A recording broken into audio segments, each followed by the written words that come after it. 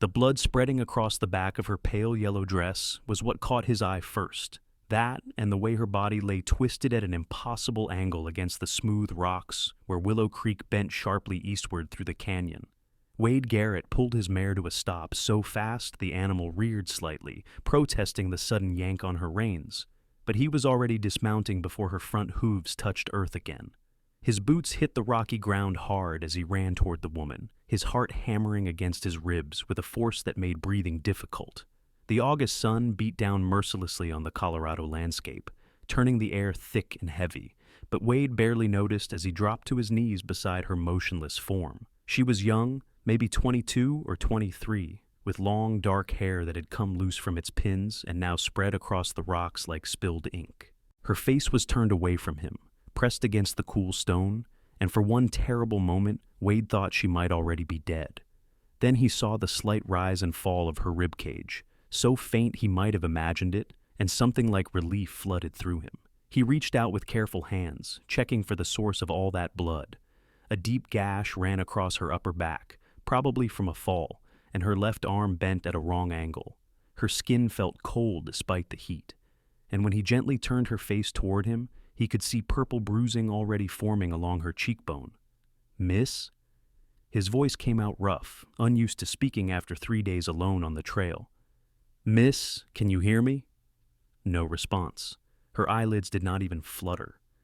Wade looked around quickly, taking in the scene with the practiced eye of a man who had spent the better part of his 26 years reading the land. Her horse was nowhere to be seen, but he spotted tracks leading up from the creek bed, signs of a struggle in the disturbed earth and scattered rocks. Mountain lion, most likely. Or maybe a bear spooked the animal. The horse had thrown her and bolted, leaving her here to die alone in the wilderness. 5 miles. That was the distance back to Aurora, the small mining town he had passed through that morning, on his way to check his cattle in the high pastures. 5 miles of rough terrain, rocky paths, and steep inclines. Wade did not hesitate. He stripped off his leather vest and laid it beside her, then removed his cotton shirt, leaving only his undershirt against his sun-bronzed skin. Working quickly but carefully, he tore the shirt into strips and bound her wounds as best he could, trying to stop the bleeding without moving her injured arm too much. She made no sound throughout the entire process, as limp and unresponsive as a rag doll. When he finished bandaging her, Wade lifted her as gently as he could manage, cradling her against his chest. She weighed less than he expected, all delicate bones and soft curves beneath that blood-stained dress. Her head lolled against his shoulder, dark hair falling across his arm. He grabbed his vest with his free hand and draped it over her for whatever shade it might provide, then started walking. His mare followed behind without needing to be led, accustomed to his ways after 6 years together. The first mile was not too bad. The terrain along the creek bed stayed relatively flat, and Wade found a rhythm in his steps, keeping his breathing steady despite the weight in his arms. The woman remained unconscious, her breath shallow against his chest. He found himself watching her face as he walked, noting the delicate arch of her eyebrows, the full curve of her lips, the way her lashes lay dark against her pale cheeks. Pretty, he thought, then immediately felt guilty for thinking such things when she might be dying in his arms. The second mile brought them up out of the canyon, a steep climb that had Wade's legs burning and his breath coming hard. Sweat poured down his face and back, soaking through his undershirt. The woman stirred once, a small whimper escaping her lips, and Wade paused to check her bandages. Blood had soaked through in places, bright red against the white cotton.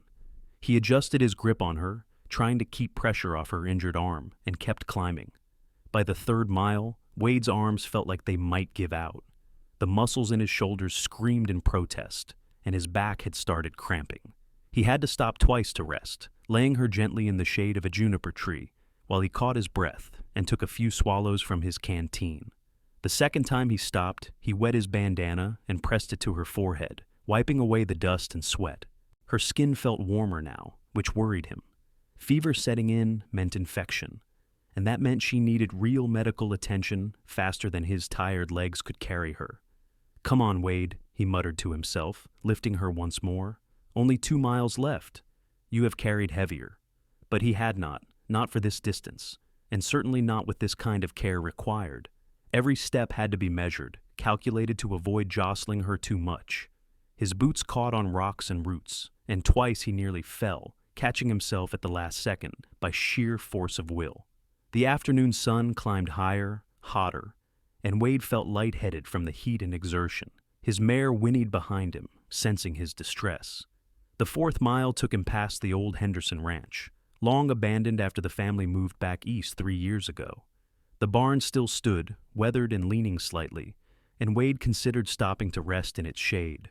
But Aurora was so close now, just 1 more mile, and every minute counted. He could see buzzards circling in the distance, dark shapes against the brilliant blue sky, and the sight gave him a second wind.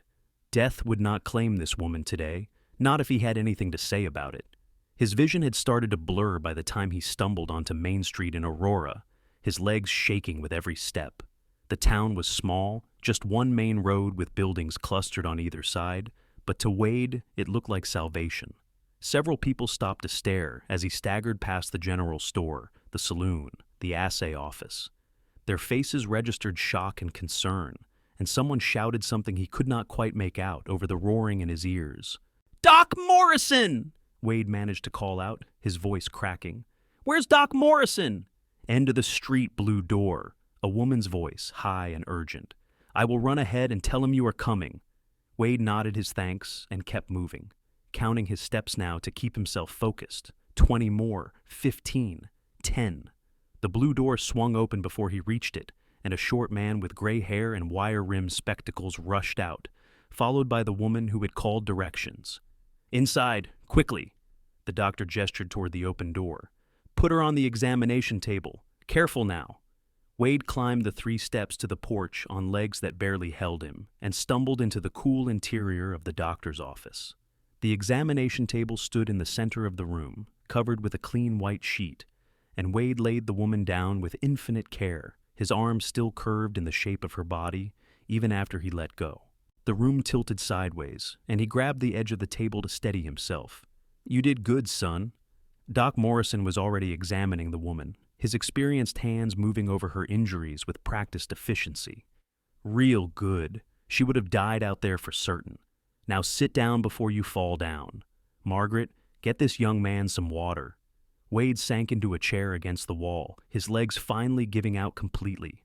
The woman named Margaret pressed a tin cup into his hands, and he drank deeply, the cool water like heaven on his parched throat. His hands shook so badly some of it spilled down his chin. "What happened to her?" Doc Morrison asked, without looking up from his examination. "Found her by Willow Creek up in the canyon." Wade's voice sounded strange to his own ears, distant and rough. "Looks like her horse threw her. She was unconscious when I found her, has not woken up at all. Head injury." The doctor gently probed the woman's skull, his fingers careful. "Significant contusion here, and this arm is definitely broken. The gash on her back will need stitches, quite a few of them. You did right to bandage her up, probably saved her from bleeding out." He glanced over at Wade with newfound respect. "You carry her all the way from Willow Creek?" "Yes, sir, 5 miles. Margaret made a small sound of amazement. Doc Morrison shook his head slowly. "That is some feat, young man. Some feat indeed. I have seen grown men falter after carrying an injured person half that distance." He turned his attention back to his patient. "Now, I need to work on her, which means you need to clear out. Margaret will show you where you can clean up. And there is a cot in the back room if you need to rest. You look about ready to collapse." Wade wanted to protest, wanted to stay and make sure the woman would be all right, but his body had other ideas. He managed to stand with Margaret's help and let her guide him to a small washroom where she left him with a basin of water and a clean towel. He stripped off his filthy undershirt and washed the sweat and grime from his face and torso, wincing at the angry red marks on his shoulders where the woman's weight had pressed against him for so long. His arms felt like jelly, useless and weak. The cot in the back room called to him like a siren song, and Wade collapsed onto it fully intending to rest for just a few minutes. He was asleep before his head fully settled on the thin pillow, dropping into unconsciousness like a stone into deep water.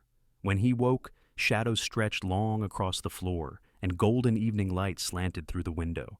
Wade sat up with a start, momentarily disoriented. His entire body ached, muscles protesting every movement, but his head felt clearer.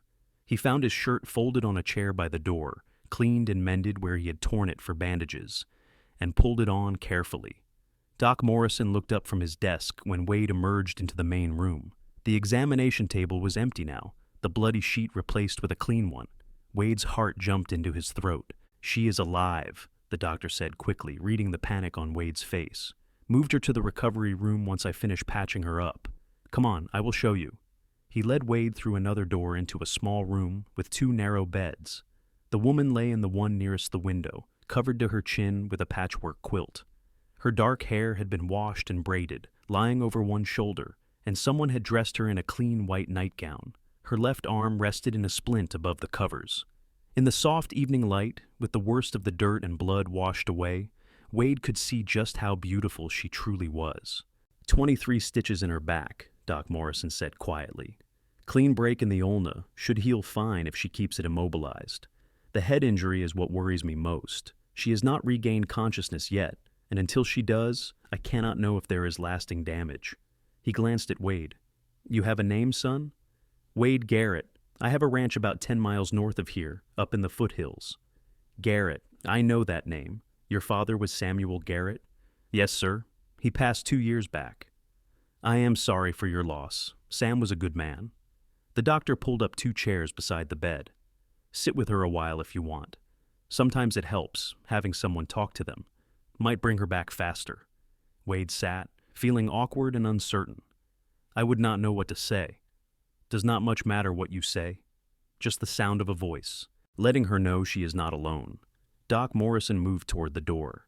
"I will be in the office if you need me. Margaret brought over some stew earlier. There is plenty if you are hungry." Left alone with the unconscious woman, Wade found himself at a complete loss.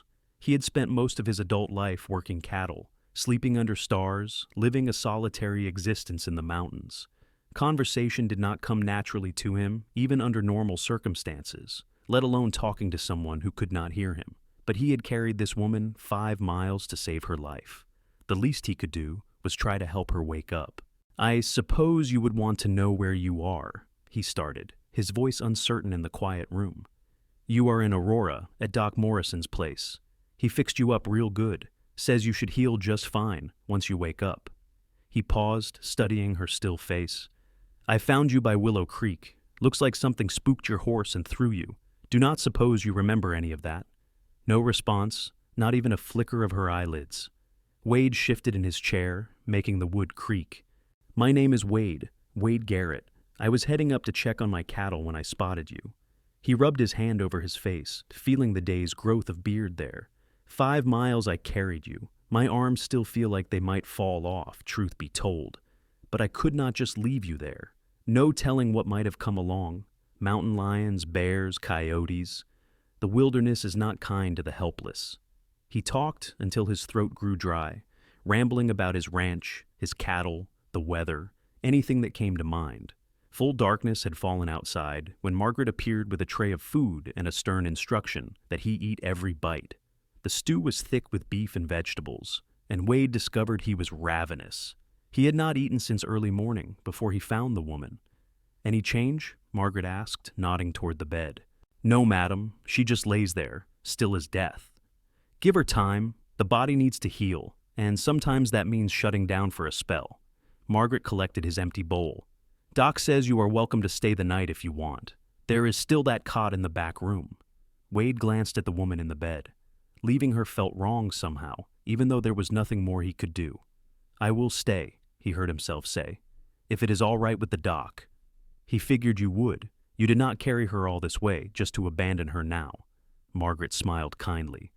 "I will bring you some coffee in a bit. Looks like it might be a long night." She was right about that. Wade dozed fitfully in the chair beside the bed, waking every time the woman made the slightest sound. Twice he thought she might be coming around, but both times she settled back into the deep, unconscious state. Doc Morrison checked on her throughout the night, monitoring her breathing and pulse, adjusting her bandages. Just before dawn, as gray light began creeping through the window, Wade finally surrendered to exhaustion and retreated to the cot in the back room. He woke to full morning sun and the sound of raised voices. Sitting up quickly, ignoring his protesting muscles, Wade hurried into the recovery room. Doc Morrison stood beside the bed, his hand on the woman's wrist, while she stared up at him with wide, terrified eyes. She was trying to sit up, despite the doctor's gentle restraining hand, and her breath came in short, panicked gasps. "Easy now, easy," Doc Morrison was saying in his calmest voice. "You are safe, miss. You are at my office in Aurora. You took a bad fall from your horse." The woman's eyes darted around the room, wild and unfocused, until they landed on Wade in the doorway. Something in her expression shifted, a flicker of recognition that could not possibly be real since she had been unconscious when he found her. But then she spoke, her voice hoarse and barely above a whisper. "You. I remember you. You carried me." Wade stepped closer, drawn by the certainty in her tone. "You were unconscious, miss. You could not have known. I felt it, felt you holding me, heard your voice sometimes, like from far away. You kept telling me to hold on, that we were almost there." Her good hand moved to her throat, and she winced at the movement. "Everything hurts." "That is to be expected," Doc Morrison said. "You have a broken arm, a concussion, and a deep laceration on your back that required 23 stitches. You are lucky to be alive, young lady. If this man had not found you when he did, you would have died out there." He poured water from a pitcher into a glass and helped her take a few careful sips. "Can you tell me your name?" She closed her eyes for a moment, and Wade saw fear flicker across her face. "Willa," she said finally. "Willa Foster. I am from Denver." "What were you doing all the way out here by Willow Creek?" "Miss Foster?" Willa's expression clouded. "I was running away." She said it simply, without embarrassment, her gray eyes clear and direct. "From a man my father wanted me to marry, a man 3 times my age who already buried 2 wives. I took what money I had saved and bought a horse. Thought I could make it to California, start fresh somewhere." She looked down at her splinted arm. "I made it about 2 days before my horse spooked at something in the rocks. Threw me right off. Last thing I remember is hitting the ground, then nothing, until I woke up here." Wade and Doc Morrison exchanged glances. Running away from an arranged marriage was not exactly legal, but neither was it uncommon in these parts. The West attracted all kinds of people fleeing all kinds of situations back east. "Does your father know where you went?" Wade asked. Willa shook her head. "I left a note saying I was visiting a friend in Colorado Springs.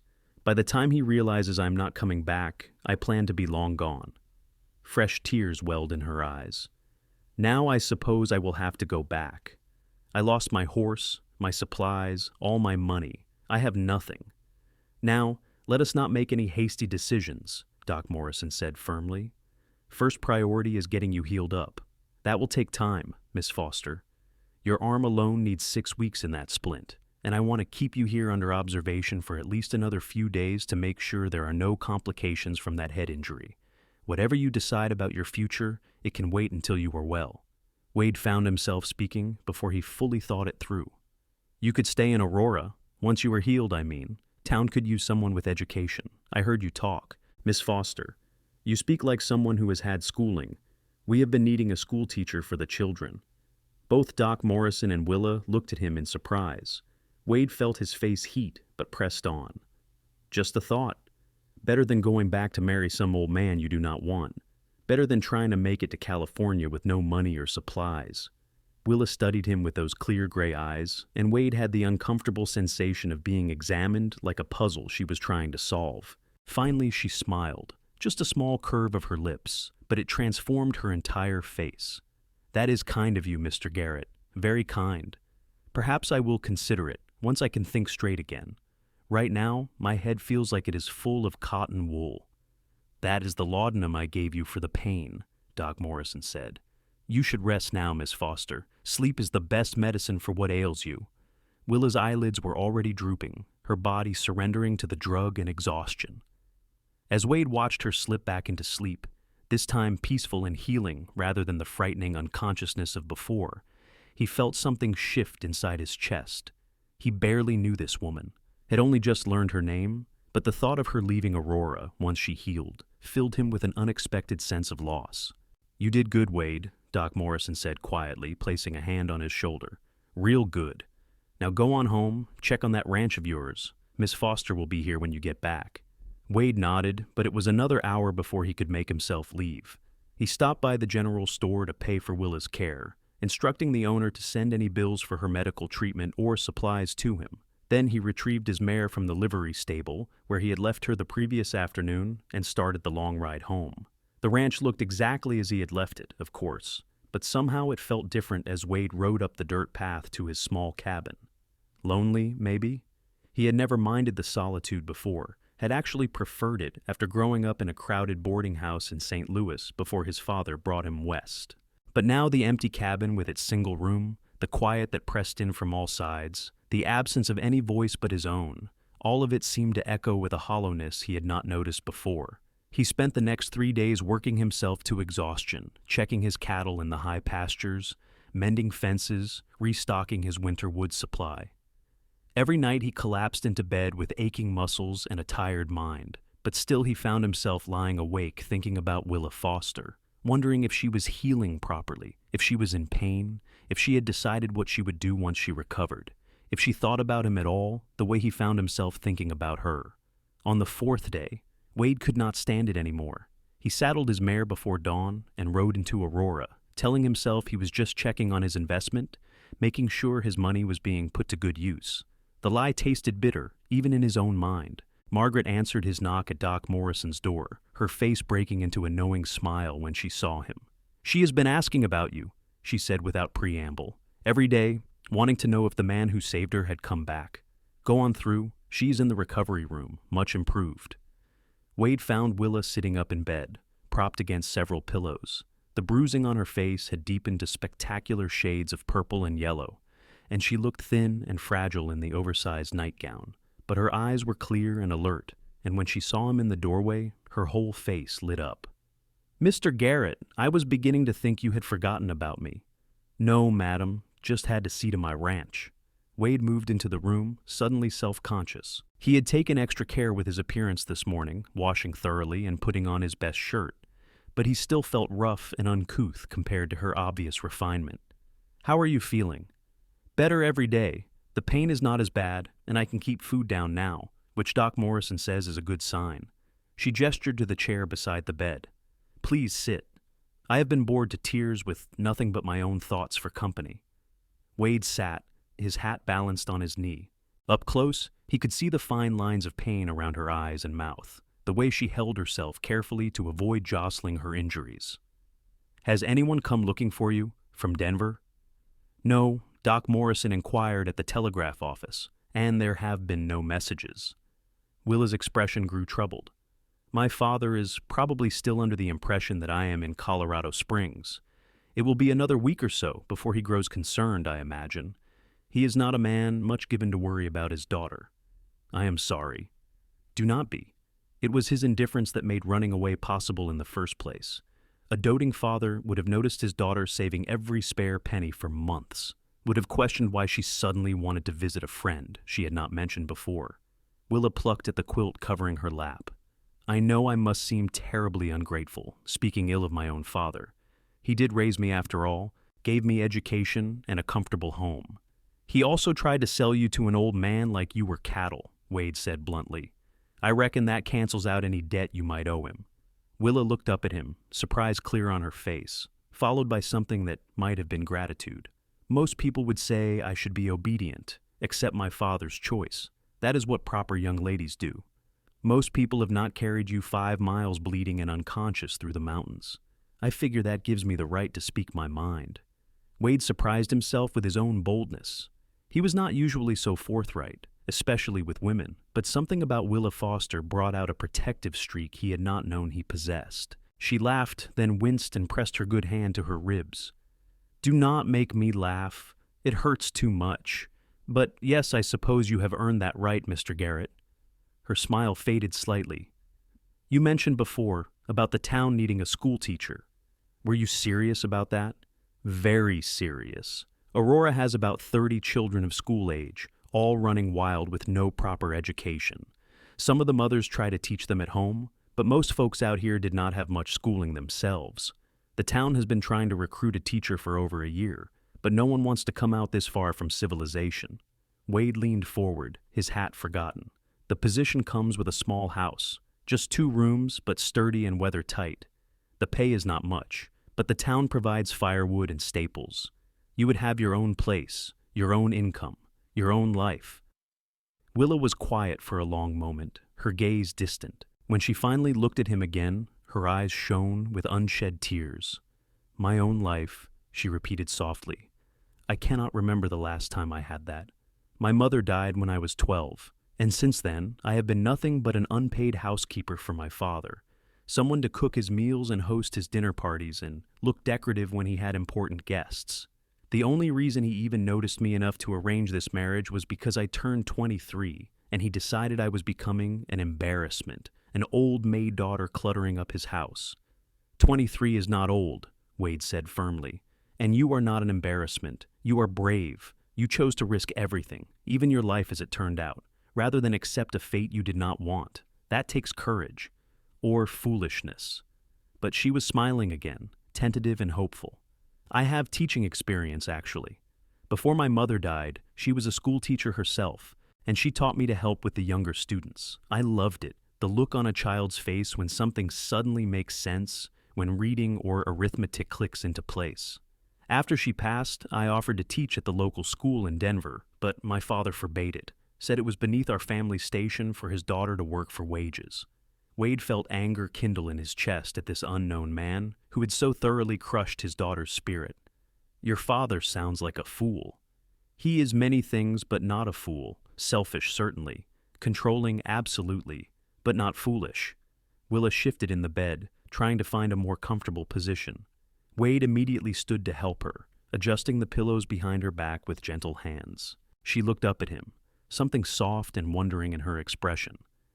You are very kind, Mr. Garrett. I do not think I have properly thanked you for saving my life. Wade, he said, settling back into his chair. You can call me Wade, and no thanks are needed. Any decent man would have done the same. Perhaps, but you are the one who actually did it. She held his gaze for a moment longer, then looked down at her hands. I think I would like to stay in Aurora if the position is truly available. I would like to teach your wild children and live in a small house and have my own life, as you put it. That sounds very much like a dream come true.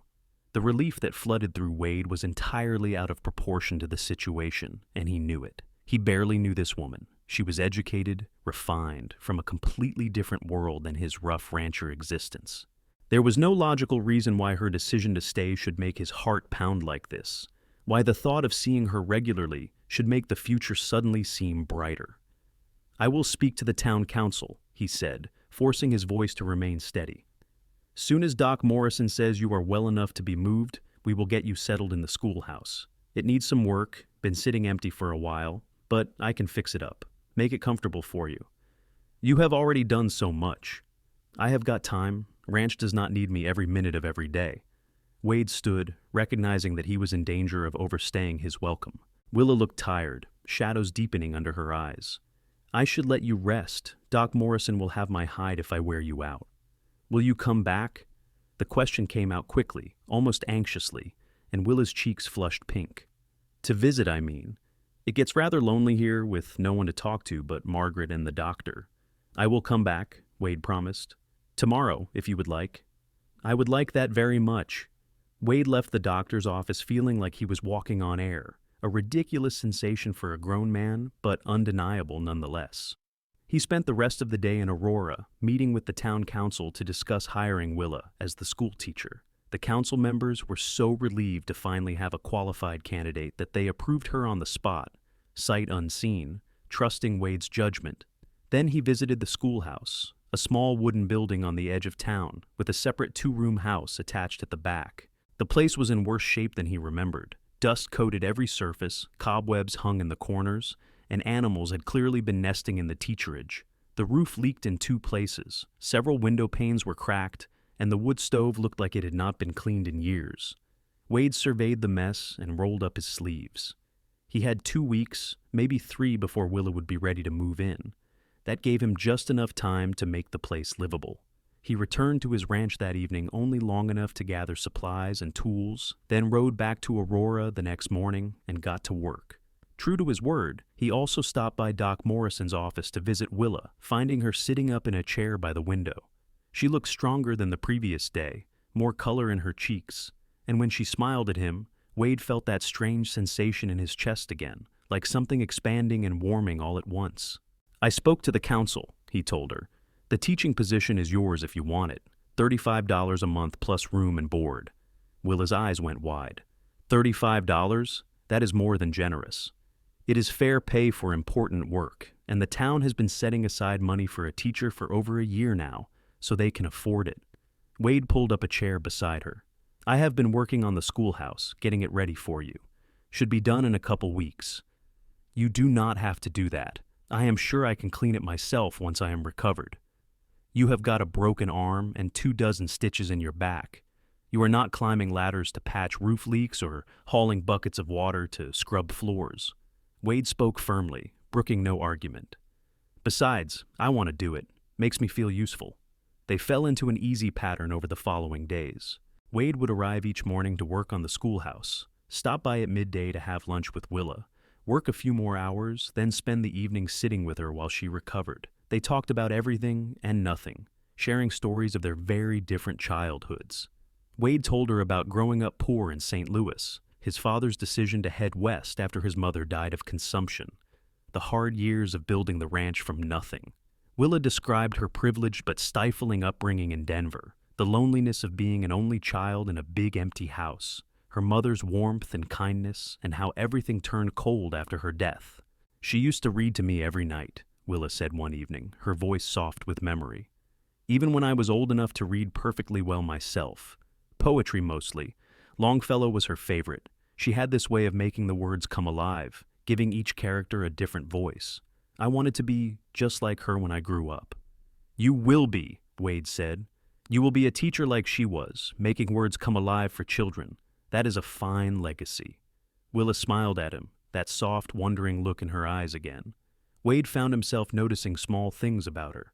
The way she tucked a strand of hair behind her ear when she was thinking, how her nose wrinkled when she laughed, the exact shade of gray in her eyes that changed depending on the light.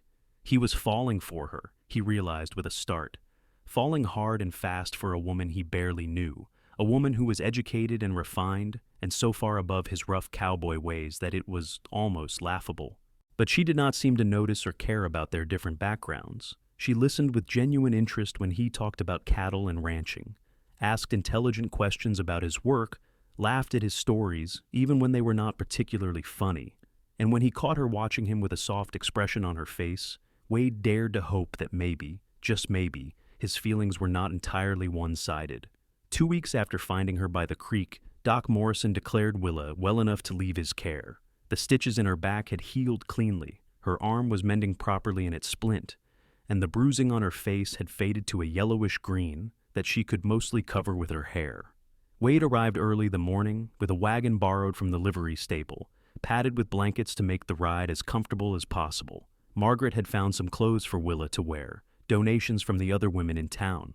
The dress was simple calico, blue with small white flowers, and several sizes too big, but Willa cinched it with a belt and declared herself perfectly satisfied.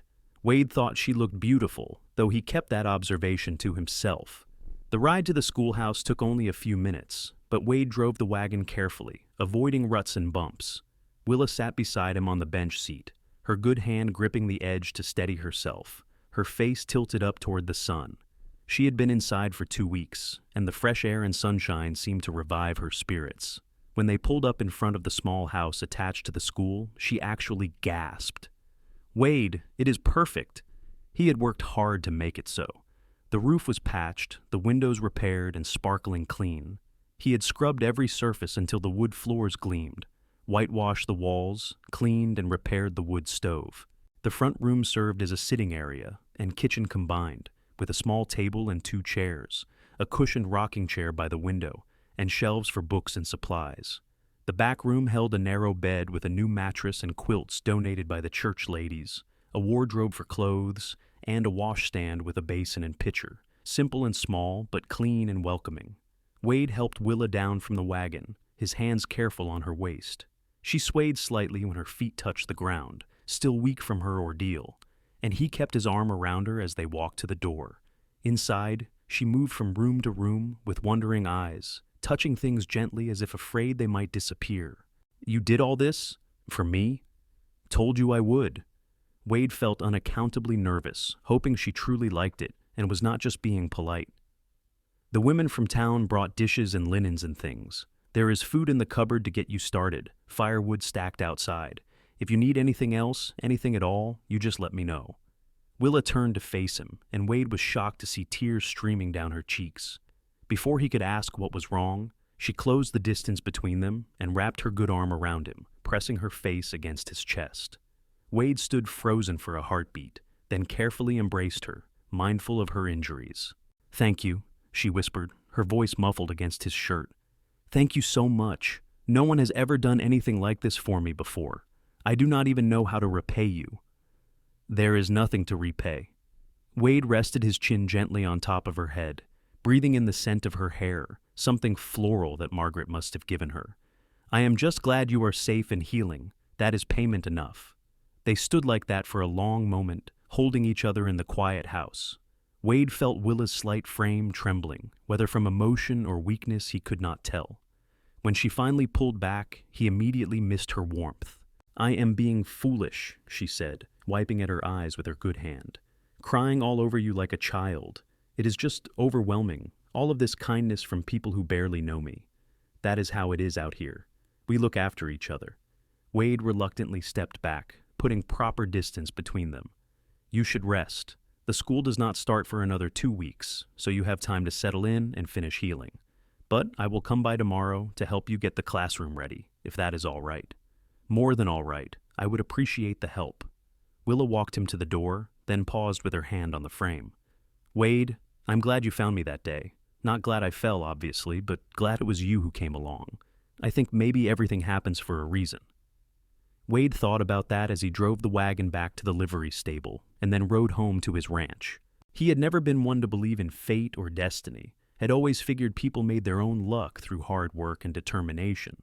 But finding Willa that day, being in exactly the right place at exactly the right time, it did seem like more than simple coincidence.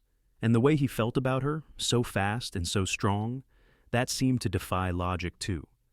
Over the next 2 weeks, Wade found excuses to visit Aurora almost every day. He helped Willa arrange desks and chairs in the classroom, build shelves for books, organize the supplies the town had purchased. They painted the classroom walls together, or rather Wade painted while Willa directed, unable to help much with her arm still in the splint. She had a good eye for color and arrangement, and under her guidance the formerly drab room transformed into a bright, welcoming space for learning. The children started appearing in the second week, curious about their new teacher. They came in small groups at first, shy and uncertain, brought by mothers who eyed Willa with a mixture of hope and suspicion. Would this educated woman from Denver look down on their rough frontier children? Would she last a month before running back to civilization? But Willa won them over immediately with her warm smile and genuine interest. She learned each child's name, asked about their interests, and did not flinch when the younger ones arrived barefoot and dirty from playing in the creek. Wade watched her interact with them and saw the teacher her mother had trained her to be, patient and kind, but firm when necessary. The mothers left satisfied, and word spread quickly through Aurora that the new school teacher would do just fine. School officially opened on a Monday morning in September, with 26 students ranging in age from 5 to 14. Wade stopped by that first day under the pretense of making sure the wood stove was working properly. But really, he just wanted to see Willa in her element. She stood at the front of the classroom in a proper gray dress that fit her correctly, her hair pinned up neatly, looking every bit the professional teacher. Her broken arm was still in the splint, but she had learned to compensate, writing on the chalkboard with her right hand, even though it was not her natural one. When she noticed Wade standing in the doorway, she smiled, but did not stop her lesson. He listened for a few minutes as she taught the younger students their letters, patient and encouraging even when they struggled. Then he quietly slipped away, not wanting to distract from her work. But the image of her there, alive and well, and doing what she loved, filled him with a contentment he had not known he was seeking. The routine they established felt natural and right. Wade continued working his ranch during the week, but he made time to ride into Aurora every few days, always finding some excuse, bringing fresh meat for Willa's table, checking on the school building, delivering firewood. They would have dinner together in her small house, talking late into the evening about her students' progress, his cattle, books they had read, dreams they harbored, Sometimes they just sat in comfortable silence, Willa reading, while Wade whittled by the fire. One evening in early October, with autumn painting the mountains in brilliant reds and golds, Willa asked the question Wade had been half dreading, half hoping for. "Do you think I should write to my father? Let him know I'm alive and well?" Wade set down the piece of wood he had been carving, a small horse meant as a gift for one of Willa's younger students. "Do you want to write to him? Part of me thinks I should. He's still my father. And despite everything, I do not wish him to worry." Willa closed her book, marking her place with a finger. "But another part of me is afraid he will demand I return, or worse, come here himself and drag me back." "He could not do that. You are of age, not his property. And you have a position here now, responsibilities. The whole town is depending on you. The law may say I am of age, but society expects daughters to obey their fathers until they marry." Willa's expression grew troubled. "If he made a scene, insisted I was unwell or not in my right mind, I do not know if the people here would stand up for me. They barely know me." Wade moved from his chair to sit beside her on the small sofa, close enough that their shoulders almost touched. "I would stand up for you. Doc Morrison would too, and Margaret, and every parent who has seen how good you are with their children. You are not alone anymore, Willa. You have people here who care about you." She turned to look at him, her face very close to his in the lamplight. "Do you? Care about me?" The question hung in the air between them, heavy with implication. Wade knew his answer mattered, that what he said next could change everything. He had never been good with words, had always been more comfortable with action than declaration. But Willa deserved honesty, deserved to know how he felt. "I do," he said simply. "More than I probably should, given we have only known each other a few months. But I cannot help how I feel. From the moment I found you by that creek, something in me recognized something in you. Like I had been waiting my whole life without knowing what I was waiting for. And there you were." Willa's eyes shimmered with tears, but she was smiling. "I thought it was just me. Thought I was being foolish, developing feelings for my rescuer like some silly girl in a dime novel. But it is more than that, is it not? It is the way you listen when I talk about my students, like you genuinely care. It is how you fixed up this house without expecting anything in return. It is the way you make me laugh and how safe I feel when you are near." She reached out with her good hand and touched his face, her fingers gentle against his bearded jaw. "I care about you too, Wade Garrett. Quite a lot, actually." Wade covered her hand with his own, turning his face to press a kiss against her palm. "I want to court you properly, if you will let me. I know I am just a rancher with rough ways and no education to speak of, and you deserve someone refined like yourself. But I promise I will do my best to make you happy. You already make me happy." Willa leaned forward, closing the small distance between them, and kissed him softly on the lips. It was sweet and tender and over too quickly, leaving Wade's heart hammering in his chest. "And I do not want someone refined. I want someone genuine and kind and brave. I want you." They sat close together on the sofa long into the night, talking quietly about the future they might build together. Wade told her about his ranch, how he wanted to expand the herd, maybe build a bigger house someday. Willa shared her hopes for the school, ideas for curriculum and special programs. They made plans tentatively, careful not to rush, but unable to hide their excitement about the possibilities ahead. When Wade finally left, well past midnight, he rode home under a brilliant canopy of stars with a lighter heart than he had carried in years. Willa Foster had come into his life by accident, or maybe by fate, but either way he was grateful. She had survived a fall that should have killed her, had chosen to stay in Aurora rather than return to her old life, and now she had chosen him. Wade did not know what he had done to deserve such good fortune, but he was not about to question it. The courtship that followed was the talk of Aurora for weeks. Wade Garrett, the solitary rancher who barely spoke 2 words together most days, was suddenly a regular fixture in town, always found at the school teacher's house, or walking with her on Sunday afternoons. The town busybodies watched with interest and approval. Both Wade and Willow were well-liked, and people enjoyed having a romance to gossip about that did not involve scandal or heartbreak. Doc Morrison claimed credit for the whole thing, telling anyone who would listen that he had seen the spark between them from the very first day. Margaret just smiled knowingly and made sure there was always fresh bread and preserves delivered to Willa's door, sustenance for the young couple. In November, the first snow fell, blanketing Aurora in pristine white. Wade taught Willa to ride his gentlest horse, taking her up into the foothills to show her his ranch. She admired his small but sturdy cabin, his growing herd of cattle, the way he had built something meaningful from nothing through hard work and determination. When they stood on the porch looking out over the snow-covered valley, Willa slipped her hand into his. "It is beautiful here, peaceful. It can be lonely too in the winters. The snow gets deep and sometimes I do not see another soul for weeks." Wade squeezed her hand gently. "But it is a good piece of land, room to grow." Willa looked up at him with those clear gray eyes. "Room for a family?" Wade's breath caught. "Someday, yes. If I am lucky enough to find a wife willing to share this life." "I think you already have." Willa stood on tiptoe and kissed him, her lips cold from the winter air, but warming quickly. When they broke apart, both breathless, she smiled. "I love you, Wade Garrett. I think I have loved you since I woke up and saw you standing in the doorway of Doc Morrison's office. Maybe even before that, when you were carrying me, and I heard your voice telling me to hold on. I love you too." The words came easily, naturally, because they were simply the truth. "Will you marry me, Willa Foster? Will you be my wife?" "Yes." She laughed, spinning in a circle in the snow. "Yes, absolutely yes." They were married in December, on a cold, clear Sunday, in Aurora's small church packed with townspeople who had adopted them both as their own.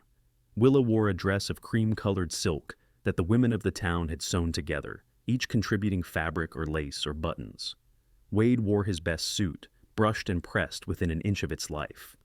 Doc Morrison stood as his best man, while Margaret served as Willa's attendant. When the preacher asked if anyone objected to the union, every eye in the church cut to the door, half expecting Willa's father to burst in dramatically. But the door remained closed, and the service continued without interruption.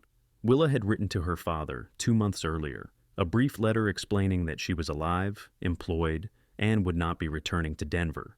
She had received no reply and took the silence as either acceptance or disownership. Either way, she was at peace with her choice. Wade kissed his bride with all the pent-up emotion of the past months, and the congregation erupted in applause. They had a reception in the church hall with fiddle music and dancing, food brought by every family in town. Wade was not much of a dancer, but he let Willa teach him the basics, stumbling through a waltz while she laughed and guided his feet. When the evening finally wound down, they rode together up to Wade's ranch, now Willa's home too. Wade carried her over the threshold of the cabin, mindful of her arm, which was finally out of its splint but still weak. She had been here before, of course, but this time it was different. This time she was his wife, and this was their home. He set her down gently in front of the fire he had laid earlier, the flames casting warm light through the small room. "It is not much," Wade said, suddenly self-conscious. "Not like what you are used to. It is perfect." Willa pulled him close, her arms around his neck. "It is ours." Their wedding night was tender and sweet, a discovery of each other that felt both entirely new and somehow inevitable, like coming home after a long journey. Later, lying in bed with Willa curled against his side, Wade thought about the strange path that had brought them here. If he had ridden a different trail that day in August, if he had left even an hour earlier or later, he would have missed her entirely. She would have died by that creek, and he would have continued his solitary existence never knowing what he was missing. "Thank you," Willa murmured sleepily against his chest. "For what?" "For finding me, for saving me, for loving me." She tilted her face up to kiss his jaw. "For everything." Wade held her closer, protective and possessive and grateful all at once. "You saved me too, you know.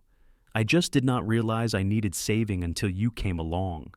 They fell asleep like that, wrapped around each other, two people who had found in each other exactly what they did not know they were searching for. The winter passed in a blur of happiness. Willa continued teaching, though she had to close the school for a few weeks in January when the snow got too deep for the children to travel safely. She spent those weeks at the ranch with Wade, learning the rhythms of his life, helping with the animals, cooking meals together in their small kitchen. Wade taught her to shoot a rifle, to read weather signs, to appreciate the stark beauty of the winter landscape.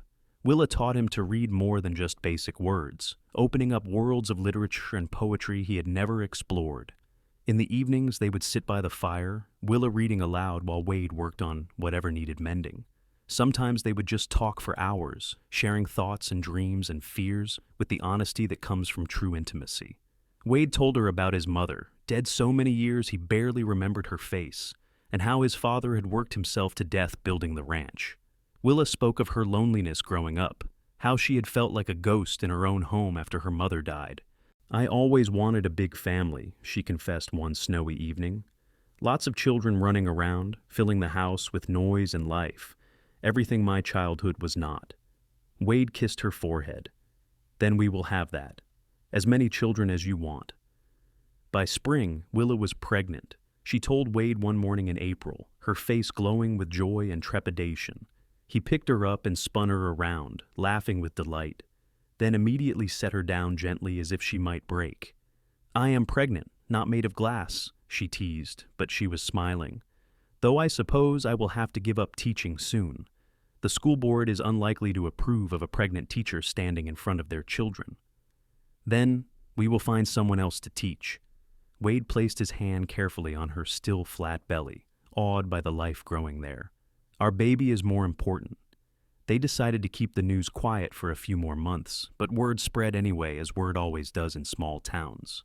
By June, when Willa's condition could no longer be concealed beneath loose dresses, the whole town knew. The women rallied around her with advice, and hand-me-down baby clothes and assurances that everything would be fine. A young widow named Sarah Thompson agreed to take over teaching duties in the fall, allowing Willa to focus on preparing for motherhood. Wade spent his spare time building additions to the cabin, adding 2 more rooms and a proper kitchen. He wanted their child to have space to grow, to run and play. The work kept his hands busy and his mind occupied, channeling his nervous excitement into something productive. On a cold November evening, almost exactly 1 year after Wade had found Willa by the creek, she went into labor. Wade rode like fury to fetch Doc Morrison, then spent the longest night of his life pacing outside the bedroom door, while the doctor and Margaret attended his wife. Her cries of pain nearly drove him mad, but Margaret would not let him into the room, insisting he would only be in the way. Just before dawn, when the first gray light crept through the windows, a baby's cry split the air. Wade froze mid-pace, his heart in his throat. Margaret emerged a moment later, tired but smiling. "You have a son, Wade, a big, healthy boy." And Willa did beautifully. Wade brushed past her into the bedroom. Willa lay propped against pillows, her hair damp with sweat, her face exhausted but radiant. In her arms was a tiny bundle wrapped in white cloth, and when she looked up at Wade, her smile could have lit the entire territory. "Come meet your son." Wade approached slowly, almost reverently.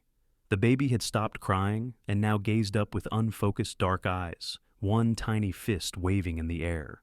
He had a shock of dark hair and Willa's delicate features. Wade reached out one finger, and the baby immediately grasped it with surprising strength. "He is perfect," Wade whispered, his voice thick with emotion. "You are amazing. I cannot believe you just did that." "Women have been doing it since the beginning of time," Willa said with a tired laugh. "But thank you. I think he is perfect too." She looked down at their son with wonder. "I was thinking we could name him Samuel, after your father. Sam for short." Wade had to turn away for a moment to collect himself, overcome by the gesture. When he could speak again, he nodded. "Sam it is. Dad would have been proud." Doc Morrison declared both mother and baby healthy, and left with instructions for Willa to rest for at least 2 weeks. The town rallied once again, bringing food and supplies, offering to help with chores and errands. Wade barely left Willa's side those first days, fascinated by his son, terrified something might go wrong. But Sam proved to be a healthy, hungry baby with powerful lungs and his mother's temperament, generally content unless he needed something. As winter set in once more, the little family settled into their new routine. Wade worked the ranch when he could, but spent as much time as possible in the warm cabin with his wife and son. Watching Willa nurse Sam, singing softly to him, Wade felt a contentment so complete it almost frightened him. This was everything he had never known he wanted: a full life, a real home, love in abundance. "What are you thinking?" Willa asked one evening, catching him staring at her and Sam. "That I am the luckiest man alive." Wade moved to sit beside them on the sofa. "That day I found you by the creek, I had no idea my whole life was about to change. Mine too." Willa leaned against his shoulder. "I thought I was running toward freedom, but I was really running toward you, toward this, toward home." Sam made a small sound, and they both looked down at him, their son, their future. Outside, snow fell softly, blanketing the world in white. Inside, the fire crackled warm and bright, and Wade Garrett held his family close, grateful for every moment that had led them here. The years passed quickly, as they do when life is full and sweet. Sam grew into a sturdy, adventurous little boy, with his mother's gray eyes and his father's stubborn determination. At 3 years old, he was already following Wade around the ranch, wanting to help with every chore, no matter how unsuitable for a toddler. Wade made him a small wooden horse and taught him to sit in the saddle in front of him, riding the gentler pastures together. Willa returned to teaching part-time when Sam was 2, alternating days with Sarah Thompson, who had discovered she quite liked teaching and was happy to share the position. The arrangement worked well for everyone. Willa got to continue work she loved while still being present for her son. Sarah earned steady income, and the children of Aurora benefited from having 2 skilled teachers with different strengths. When Sam was 4, Willa became pregnant again. This time she knew what to expect and faced the pregnancy with more confidence and less fear. Their daughter was born in the spring, arriving with the wildflowers that carpeted the mountain meadows.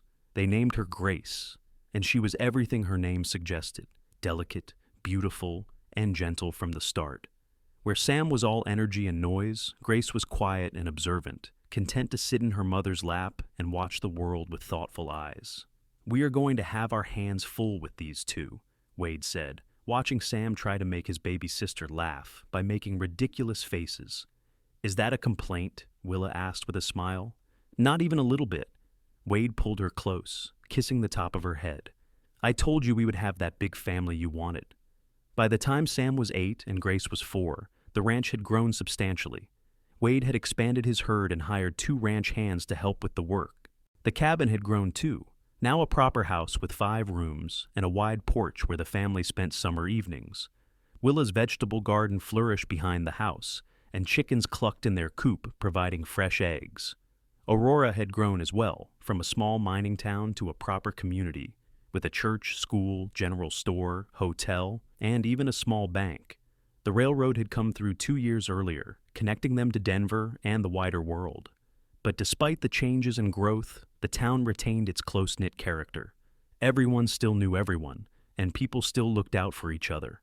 One afternoon in late summer, Wade was working in the barn when Sam came running, his face flushed with excitement.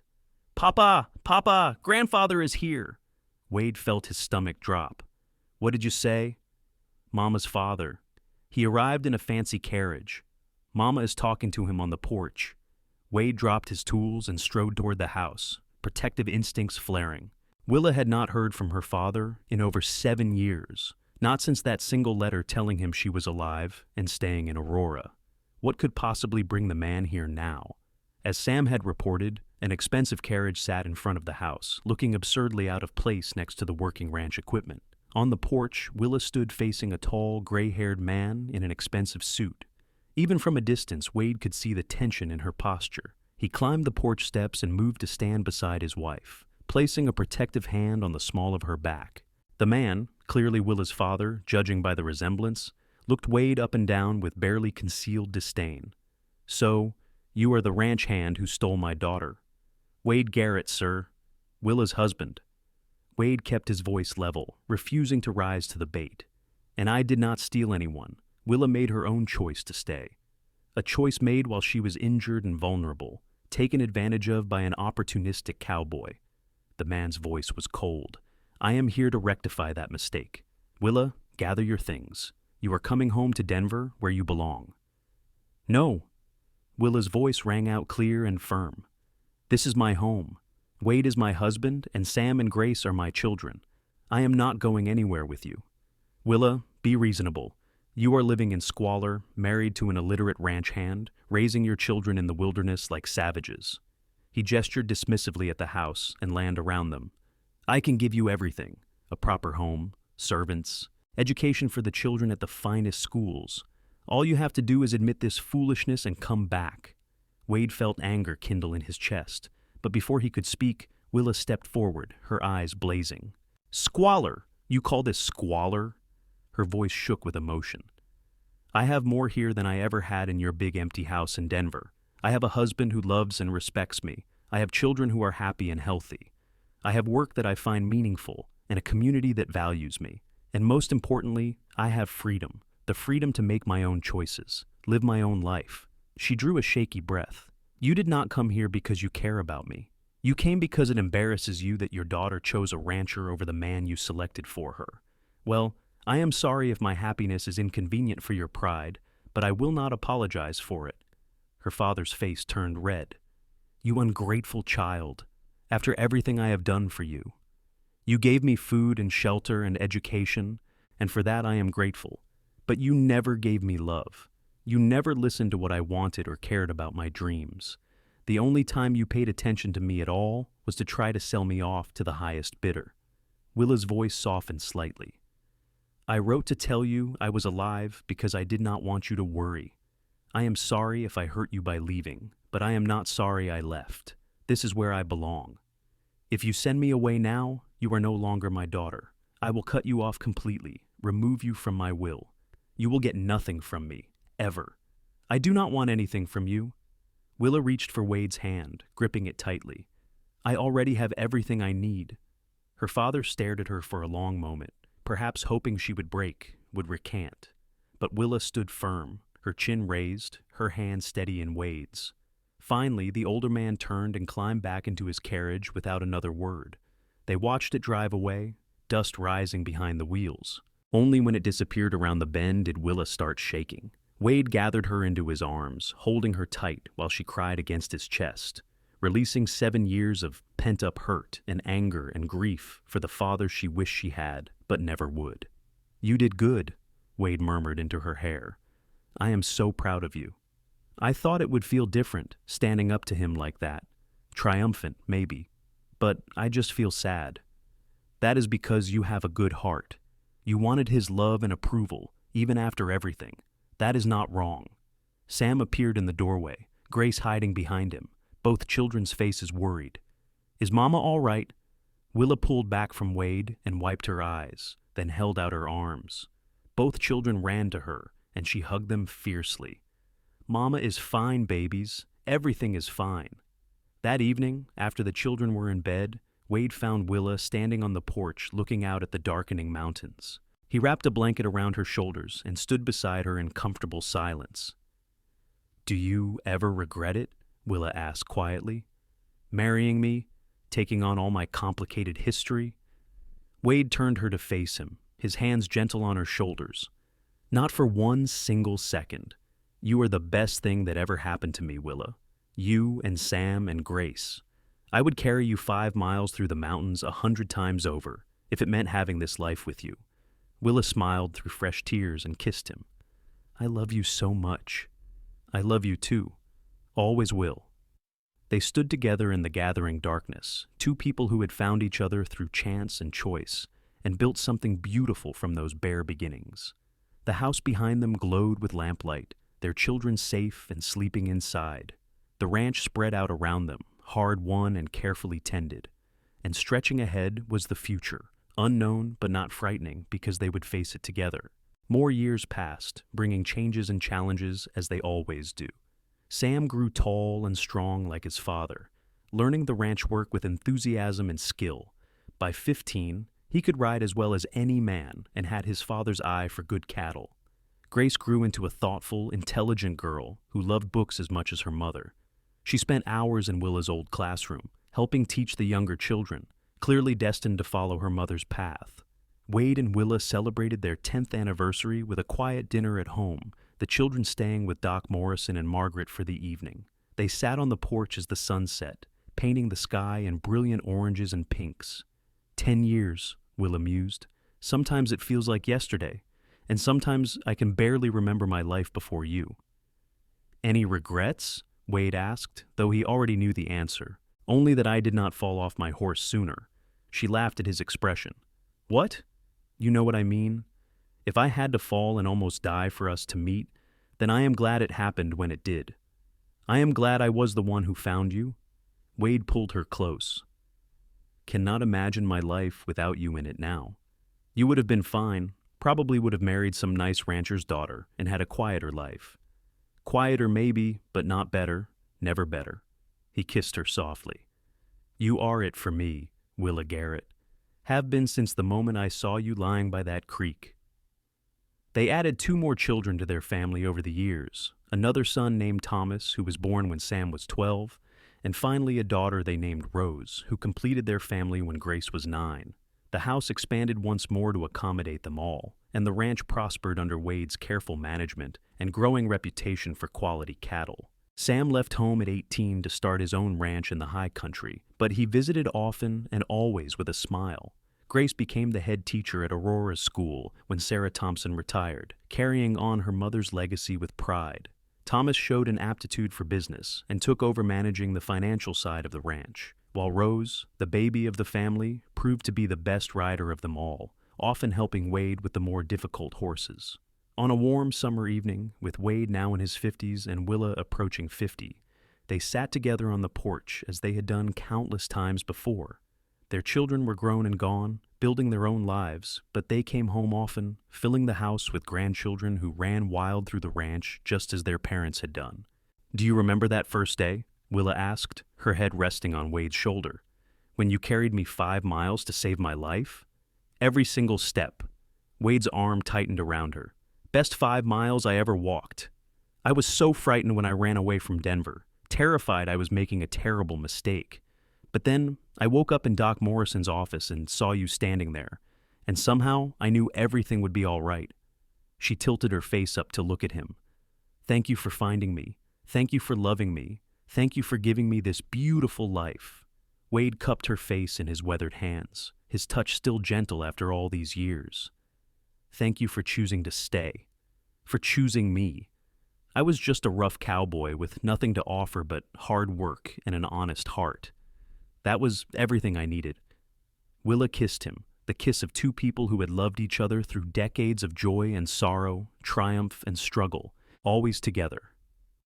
"You are everything I needed."